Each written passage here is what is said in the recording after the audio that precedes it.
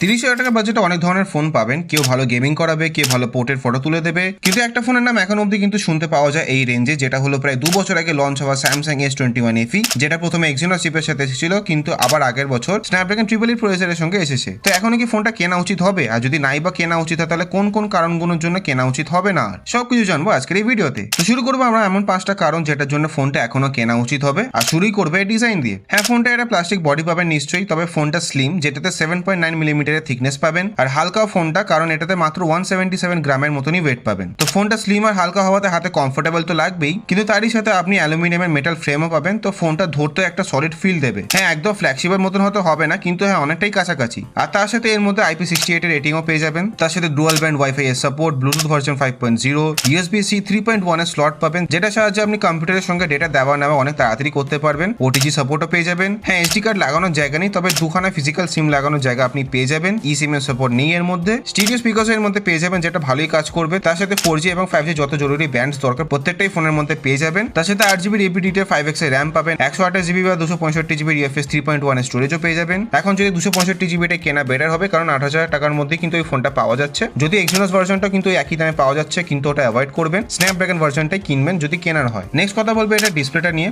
এতে পাবেন এটা 6.4 ইঞ্চের ডাইনামিক অ্যামোলেড 2X এর ফুল HD প্লাস একটা ডিসপ্লে, যেটাতে 120 Hz অব্দি রিফ্রেশ রেট পেয়ে যাবেন। হ্যাঁ, এটার মধ্যে কোনো LTPO টেকনোলজি আপনি পাবেন না। 1200 নিটস অব্দি এটা পিক ব্রাইটনেস যেতে পারে HDR কন্টেন্টে। হ্যাঁ, এটাতে HDR 10+ অব্দি সাপোর্ট পেয়ে যাবে। আর তার সাথে অটো ব্রাইটনেসও অতটাই পিক ব্রাইটনেস যেতে পারে। হ্যাঁ, নর্মাল ব্রাইটনেসের ক্ষেত্রে ওটা 800 নিটসের কাছাকাছি যেতে পারে, যেটা অনেকটাই iPhone 13 এর মতনই। তো নর্মাল কন্টেন্ট বা HDR কন্টেন্ট দেখার সময় কোনো অসুবিধাই হবে না, মানে রুমের মধ্যে ব্যবহার করলে তো কোনো অসুবিধাই হবে না। কিন্তু আপনি যদি বাইরে বেশি ব্যবহার করেন ফোন, মানে রোদের তলায় ফোন বেশি ব্যবহার করেন, তখন হয়তো আপনার একটু আধটু সমস্যা হতে পারে। কিন্তু ডিসপ্লে কোয়ালিটিটা কিন্তু এই বাজেট অনুযায়ী এখনো বেশ ভালোই পেয়ে যাবেন। তো মুভিজ দেখুন বা ইউটিউব ভিডিওস দেখুন, দুটোতে কিন্তু বেশ মজা পেয়ে যাবেন। তার সাথে এটা গরিলা গ্লাস ভিক্টাস এর প্রোটেকশনও পেয়ে যাবেন। তো ডিসপ্লে কোয়ালিটি বা প্রোটেকশন নিয়ে কিন্তু কোনো সমস্যা হবে না ম্যাক্সিমাম ইউজার্সদের। তো পরের কারণটা হচ্ছে এই ফোনটা কেনার আসল কারণ এর ক্যামেরা। এতে পাবেন একটা 12 মেগাপিক্সেল OIS যুক্ত মেইন ক্যামেরা, তার সাথে 12 মেগাপিক্সেলেরই একটা আল্ট্রা ওয়াইড অ্যাঙ্গেল ক্যামেরা, আর একটা 8 মেগাপিক্সেল OIS যুক্ত 3x টেলিফটো ক্যামেরা। আর সামনে পেয়ে যাবেন একটা 32 মেগাপিক্সেলের ফ্রন্ট ক্যামেরা। হ্যাঁ, সত্যি কথা বলতে আজ এতদিন পর এর ক্যামেরাটা একটু ডিগ্রেড হয়েছে, মানে আগের তুলনায় ক্যামেরা কোয়ালিটিটা কিন্তু একটু কমে গেছে। কিন্তু এই রেঞ্জে যত ফোন আছে ওদের তুলনায় কিন্তু এখনো টক্করের ক্যামেরা কোয়ালিটি পেয়ে যাবে, নয় ওদের একদম বরাবর ক্যামেরা কোয়ালিটি পেয়ে যাবেন, নয়তো ওদের থেকেও বেটার ক্যামেরা কোয়ালিটি পেয়ে যাবেন এর মধ্যে। তো আপনি ফটো তুলুন বা ভিডিওস তুলুন, প্রত্যেকটা কিন্তু এখনো অসাধারণ উঠবে এই ফোনটাতে। এর ক্যামেরাটা দিয়ে আপনি সামনে হোক বা পেছনে রুটে কিন্তু 4K রেকর্ডিং করতে পারবেন 60 FPS অব্দি,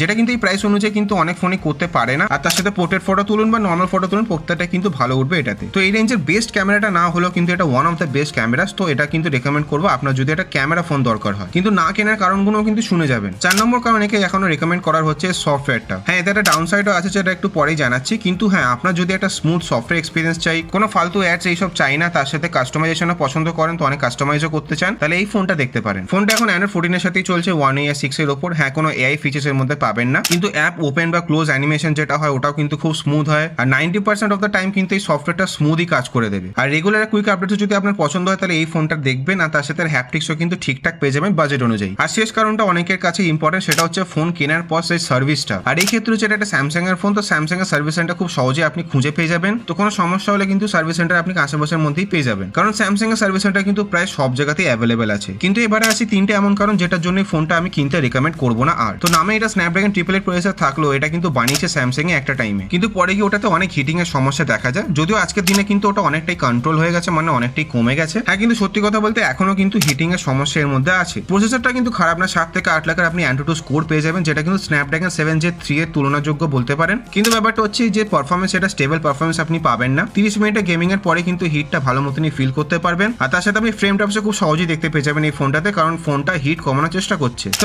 গেমিং বা হেভি টাস্ক তো করতে পারবেন নিশ্চয়ই এই ফোনটাতে, কিন্তু হিটিংও কিন্তু এই রেঞ্জের অন্য কোনো প্রসেসরের তুলনায় কিন্তু একটু বেশি হয় এই ফোনটাতে। হ্যাঁ, যদিও ঠান্ডাও খুব তাড়াতাড়ি হয়ে যায়, কিন্তু সেটার জন্য আপনাকে গেমটা বন্ধ করে দিতে হবে। আর হিট বেশি করলে সেটা ফোনের ব্যাটারি লাইফে এফেক্ট করে, এটা আমরা সবাই জানি। ফোনটাতে 4500 mAh এর ব্যাটারি পাবেন, 25 ওয়াট অব্দি এটা ফাস্ট চার্জিং সাপোর্ট করে, 15 ওয়াটের ওয়্যারলেস চার্জিং সাপোর্ট করবে, আর ওই 5 ওয়াটের মতো রিভার্স ওয়্যারলেস চার্জিংও সাপোর্ট পেয়ে যাবেন। কিন্তু প্রথম কথা হচ্ছে বক্সে কোনো চার্জার পাবেন না, আপনাকে আবার 1000-1200 টাকা দিয়ে একটা চার্জার কিনতে হবে যদি ঘরে কোনো 25 ওয়াট বা তার উপরে ফাস্ট চার্জার না থাকে। আর এতে গেমিং করলে আপনি হার্ডলি 3 থেকে 4 ঘন্টা মতনই কন্টিনিউয়াস ব্যাটারি লাইফ পাবেন। আর যদি না করেন নর্মাল ইউজ কেসে কিন্তু 5 থেকে 6 ঘন্টা মতনই পাবেন। তো নর্মাল ইউজার হলে অ্যাজ সাচ কোনো সমস্যা হবে না আপনার ব্যাটারি লাইফ নিয়ে। টুকটাক সোশ্যাল মিডিয়া ব্যবহার করেন, টুকটাক গেমিং করেন, সেই ক্ষেত্রে অ্যাজ সাচ কোনো অসুবিধা হবে না। কিন্তু আপনি যদি একটু হেভি ইউজার হন বা গেম বেশি খেলেন, তাহলে দিনে হয়তো 2 বার চার্জ করতে হতে পারে ফোনটাকে। আরেকটা কারণ হচ্ছে সফটওয়্যার ভালো হলো কিন্তু সফটওয়্যার আপডেটস বেশি দিন পাবে না। এটার এক্সিনোস ভার্সনটা লঞ্চ হয়েছিল অ্যান্ড্রয়েড 12 এর সাথে, আর বলা হয়েছিল 3টে আরো অ্যান্ড্রয়েড আপডেটস পাবে, আর 4 বছর অব্দি সিকিউরিটি আপডেটস পাবে, মানে 2026 কি 2027 অব্দি আপডেটস পেয়ে যাবে। আর যদিও এটা স্ন্যাপড্রাগন ভার্সনটা আগের বছর মানে 2023 লঞ্চ হয়েছিল, তো অ্যান্ড্রয়েড 13 এর সাথেই স্যামসাং কিন্তু অফিসিয়ালি বলেনি যে এটাতে অ্যান্ড্রয়েড 15 অব্দি আপডেট পাবে নাকি অ্যান্ড্রয়েড 16 অব্দি আপডেট পাবে। তো ধরে নেওয়া যাক অ্যান্ড্রয়েড 15 অব্দি এটা আপডেট পাবে, আর 2026-27 অব্দি কিন্তু টুকটাক আপডেটস বা সিকিউরিটি আপডেটস গুলো পেতে থাকবে। তো লং টার্মের জন্য ফোনটা হয়তো আমি কাউকে রেকমেন্ড করতে পারবো না, তবে হ্যাঁ 1-2 বছরের ব্যবহারের জন্য যদি কোনো ফোন দেখছিলেন বা কোনো সেকেন্ডারি ফোন হিসেবে কোনো ফোন দেখছিলেন বা কোনো ক্যামেরা ফোনের জন্যই ফোন দেখছিলেন, তখনই কিন্তু এই ফোনটা আমি রেকমেন্ড করবো।